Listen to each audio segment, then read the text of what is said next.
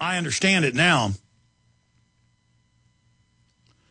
But they attack me for a lot of reasons. I mean, really, it's a perfect storm. But I would say 95% of it is not government produced.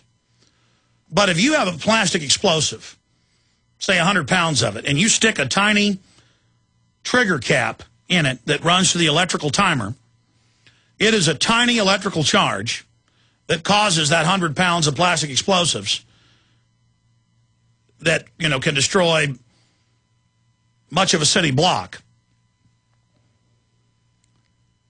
It is a tiny blasting cap that ignites that. And so the government is on record. And this is what Cass Sunstein, this is what got released a year ago. He'd written it 2 years ago advising Harvard and Chicago Business School. He's now in the White House regulations are. We've written articles about it, but it's also even been in the mainstream news. That he said we need to go out and pose as conspiracy theorists. And he defines that as anybody that criticizes the government. That's a mind control term itself. Oh, you don't trust the government. You don't trust BP. You don't trust powerful people. Our founding fathers said don't trust the system. Keep the government small. Have separation of powers, or you will get tyranny. But they call what Thomas Jefferson said basically a conspiracy theory. It's a stereotype, a one-liner, something they just throw out to not have a debate with you, to try to minimize you. But Sunstein says this isn't working anymore. He said, we've got to go out and cause infighting with these groups. We've got to go out and attack their effective leaders, discrediting them. Well, what happened with COINTELPRO in the 60s with the anti-war movement? They'd send people in to get everybody infighting with each other. And so it's a very small government trigger. And then you've got the troll society, the troll culture online. It's a coward culture. And they've done corporate studies about even employees will send threatening emails to their bosses or vice versa. But they won't say it in person, but in email, people tend to really say what they think. It's kind of like a drunk man, you know, tells no lies. And so these people just go wild, and then it's a radicalization process of competing with each other to, you know, bring up more and more crazy things. And so instead of the conspiracy culture being about government documents and opposing the foreign banks, those are big targets that people don't feel like they're worthy to resist. But it's easy to look at Alex Jones and say, well, that guy's had some success. That must be a fraud. Look what these people are saying about themselves. They're saying they have no respect in themselves. They're saying they can't believe there's somebody real out there resisting. Well, I mean, look how many people we've woke up. Look at how we're the driving engine of the global awakening. I mean, there's a lot of factors there, but we're the biggest. Of hundreds of factors, we're the biggest. There's a lot of fish in the pond of resistance, but we're the biggest. And so I always admired people that could do things better than I could, or who were eloquent, or who were beautiful. I never have really had a lot of envy or jealousy, and I didn't really realize that most people, a lot of people, are driven by that, and most losers are. They feel sorry for themselves. And so the kind of conspiracy theory culture, it attracts good patriots, researchers, people that understand what's happening, people who can see over the horizon historically, people who have a sixth and a seventh or an eighth sense, as some would say. But it also attracts people who are just angry and who want to blame somebody for something.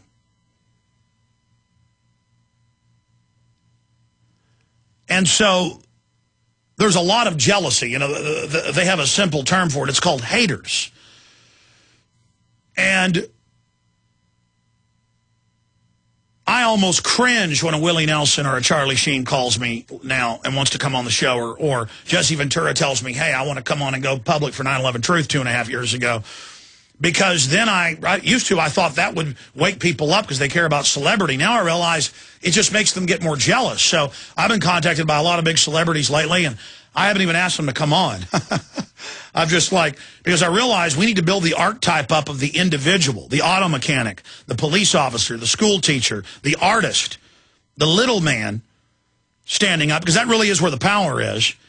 And I learn more and more about human traits and the way people behave. And I realize that a lot of people also just at a subconscious level, they envy my courage. They envy my intellect. They envy my will. They envy my success and the fact that I work harder than anybody else.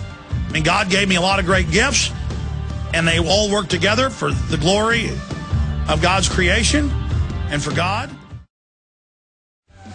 It's so popular to attack this radio show by the mainstream media, the government, corporations, is because, you know, if one head tries to pop up above the others, it's fun to try to knock it back down. You ever gone fishing for crabs?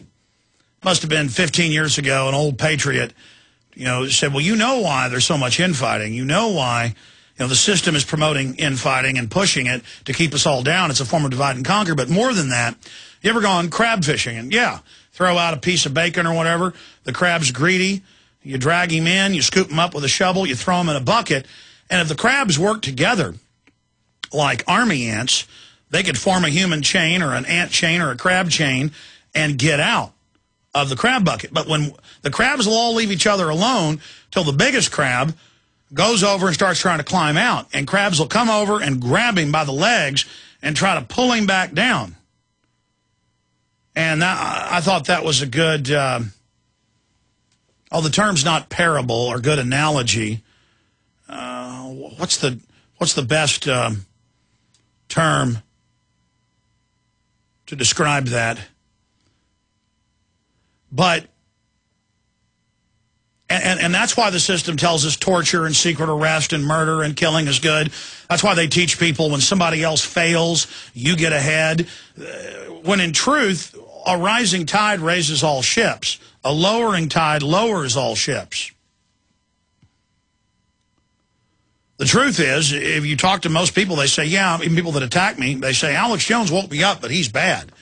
See, they don't understand what Christ said about judge a tree by its fruits.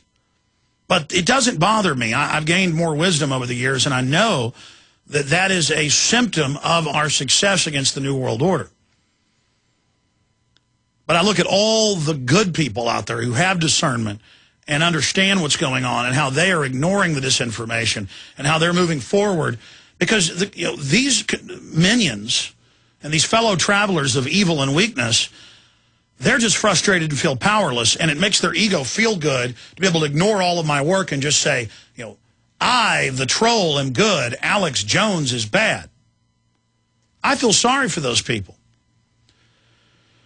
But they do win when we divert from all the information we have and warning people about the poison in the food and the water and how it's done by design and how we can say no to these products and no to these vaccines. If we just stay focused on warning people, I want to warn new people. I'm not here to talk to the choir. When I do talk to the choir, like I've been doing in the last 10 minutes, it is only to get you to look inward and realize how you can do a better job. And so the caller from D.C. brought up those points. I thought they were very, very central and extremely informative. And Obama's done it just minutes ago. He signed the sweeping financial overhaul into law. It's not just Alex Jones saying this. It's Ron Paul and Judge Andrew Napolitano. Many others have analyzed the bill. And it expands the Federal Reserve dictatorship by several orders. It is just incredibly bad news, but it's the beginning of their end, because now they're identified as the ruling elite. Not their puppet Obama, not their puppet George W. Bush, or their puppet Mitt Romney, or Sarah Palin, or any of these people. They're bought and paid for by the globalists that make up the false left-right paradigm. The controllers in their own writings have been pointing out we're in trouble because the people now are looking at the real shadow government. It's now in the news about top secret America and the 850+ thousand highest level security level private corporate spies that we've talked so much about. This is a private corporate takeover. They've gone in, paid off the government to have the government give them government power so they can then go in and take over. So the sky's the limit. Now listen, I want to go through your calls quickly. These calls are all profound, though. So I'm going to go to Frank, Jeremy, Walt, Robert, Kirby, and others when we start the second hour. Then I got a bunch of news coming up. Stay with us.